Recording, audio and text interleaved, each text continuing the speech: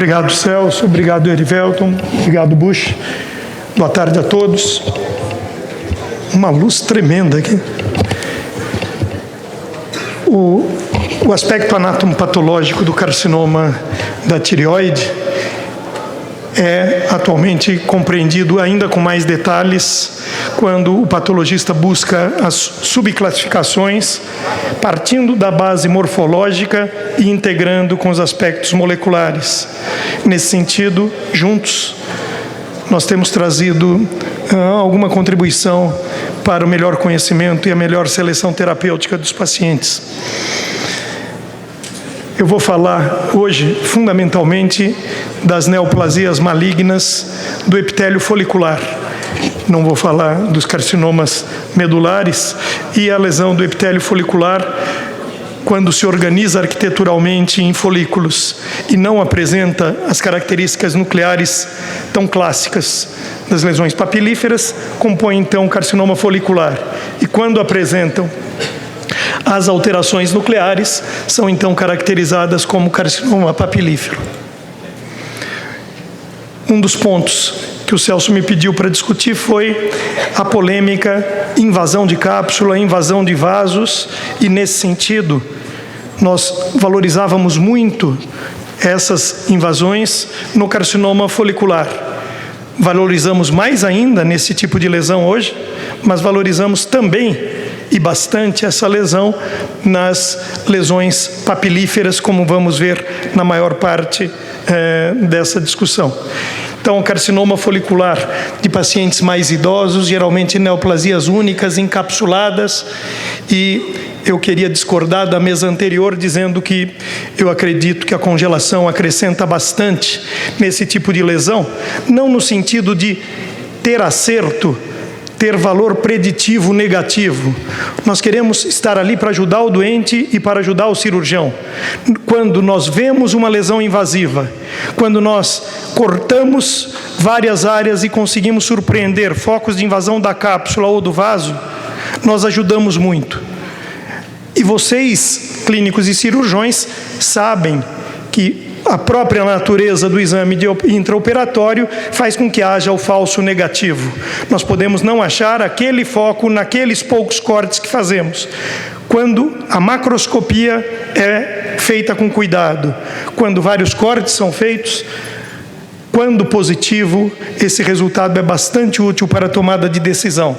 E nós sabemos que não somos perfeitos e sabemos que várias vezes ficarão casos que só serão descobertos à parafina.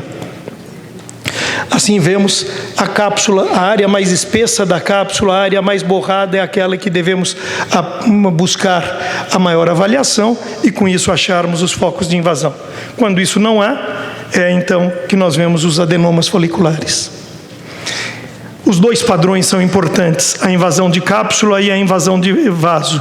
Claramente, a invasão de vaso, e quanto mais vasos acometidos, quanto vasos maiores, quanto mais extenso, quanto mais distante da lesão original, pior o significado, mais grave esse tipo de lesão.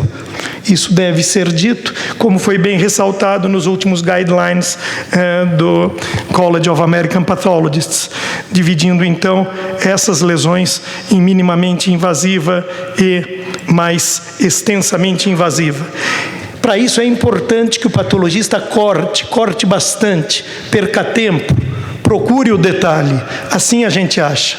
Poucos cortes, pouco tempo investido, pagamento mal feito, caminho ideal para os erros, caminho ideal para o barato que sai caro.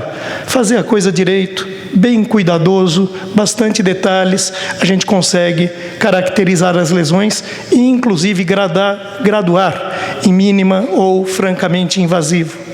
Obviamente, esse tipo de lesão, o paciente, o exame radiológico, o cirurgião já sabiam que era invasivo e que era francamente invasivo. Esse tipo de lesão precisa ser abordada de maneira bem mais agressiva. Os cânceres não são todos iguais, não são apenas carcinoma folicular. Então, esse tipo de estadiamento caracteriza o grau de agressividade e a seleção terapêutica mais extensa. As neoplasias papilíferas continuam sendo definidas pelos critérios nucleares.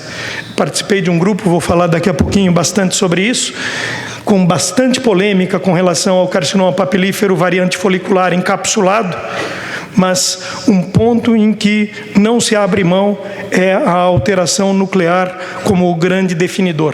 Nesse sentido, a importância da punção aspirativa prévia, a importância da caracterização de lesões nucleares bem definidas continua sendo essencial.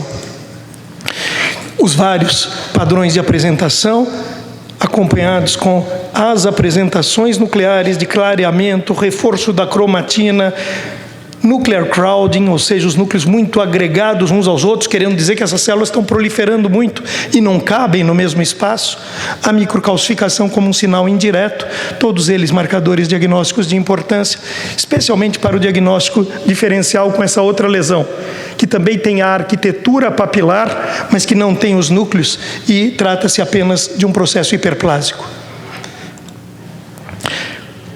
Núcleos claros, fendas, núcleos maiores, agregação, muitas células para pouco espaço, tudo isso critério de malignidade. Não vou falar sobre carcinoma pouco diferenciado, que é definido pelo número de mitoses e pela presença de necrose, nem do carcinoma anaplásico, mas neoplasias essas de pessoas consideravelmente mais velhas e com significado muito maior em termos de prognóstico. O que interessa mais a gente ver é que mudamos os critérios mais do que mudou a epidemiologia. E essa mudança de critério faz com que vários carcinomas que eram tidos como foliculares hoje estejam entendidos no contexto do carcinoma papilífero. E por isso os carcinomas papilíferos não podem ser considerados apenas um grande saco de gatos, cada um de um tamanho, cada um de uma cor. A classificação da Organização Mundial de Saúde vai mudar a partir de maio desse ano e realmente ela está muito antiga e ela não contemplava a importância da subdivisão do carcinoma papilífero variante folicular encapsulada nesse aspecto em que já os guidelines do College of American Pathologists definem que são então essa variante ser subdividida em variante encapsulada restrita e variante encapsulada infiltrativa. Enorme importância, principalmente porque esse tipo de lesão é uma lesão bastante frequente, e nos trabalhos mais recentes tem se mostrado, então, a carcinoma papilífero variante folicular, um dos subtipos mais importantes que precisa ser melhor compreendido. Nessa nossa casuística que eu apresentei aqui nesse mesmo encontro em 2014, nós vemos que agora 39% dos carcinomas papilíferos apresentam-se com variante folicular e, portanto, eles precisam ser melhor compreendidos e melhor estudados. Queria agradecer ao Celso e ao Erivelto pelo convite naquela situação, porque ao ter exposto esse dado aqui, estava na plateia, ia falar a seguir o professor Yuri Nikiforov, e vendo que nós aqui no Brasil temos uma casuística grande e bem organizada, vendo que os grupos de clínicos, cirurgiões, radiologistas e patologistas trabalham junto e tem follow-up desses casos, me convidaram para participar desse grupo de 24 patologistas e mais 6 clínicos e cirurgiões que acabamos de ter agora o trabalho 2 anos depois, trabalhamos de 2014 até agora e tivemos o trabalho aprovado para sair em maio no JAMA, de modo a rever a nomenclatura e, na verdade, rever a compreensão dessas lesões, de modo tal que o carcinoma papilífero variante folicular encapsulado passa a ser subdividido em 2 subtipos importantes que nós estudamos. O grupo 1, um carcinoma encapsulado sem invasão, e, de outra parte, o carcinoma encapsulado com invasão. O acompanhamento a longo prazo dessas lesões mostrou que dos carcinomas papilíferos variante folicular encapsulada com invasão da cápsula, apresenta um significativo surgimento de eventos adversos no follow-up. Metástases linfonodais, 5 desses casos, metástase à distância, 2 desses pacientes foram a óbito devido ao tumor, enquanto, num follow-up bastante longo, nenhum dos carcinomas papilíferos variante folicular encapsulado não invasivo, quase que um carcinoma in situ ou uma lesão de transição de adenoma para carcinoma, se é que existe adenoma papilífero, por que não? Nenhum desses casos apresentou metástase, nenhum evento adverso. E, com base nesses achados e na correlação com os diversos estudos moleculares ainda não estão prontos para publicação, foi obtido, então, uma revisão dos vários critérios que nós sempre usamos e organizados esses critérios num score bastante simples, definindo, então, apenas tamanho e forma do núcleo, irregularidades da sua membrana, presença ou não de fendas e pseudo-inclusões, e as características de cromatina, cada um deles definindo como ausente ou presente. E quando o score é 2 ou 3 desses achados estão nesse dado, então o score é considerado positivo para esse tipo de lesão, levando então a um sistema de score nuclear com alta sensibilidade, especificidade, classificando bem essas lesões. E é muito importante que não haja nenhum tipo de invasão dessa cápsula, extensamente representada, e nenhum tipo de invasão vascular. Dessa forma, com base nesses achados, essas lesões deixam de ter o nome de carcinoma, e eu lamento o nome tão feio, eu realmente lutei muito contra, mas ninguém achou um nome mais bonitinho, e ficou como Non-Invasive Follicular Thyroid Neoplasm with Papillary-like Nuclear Features.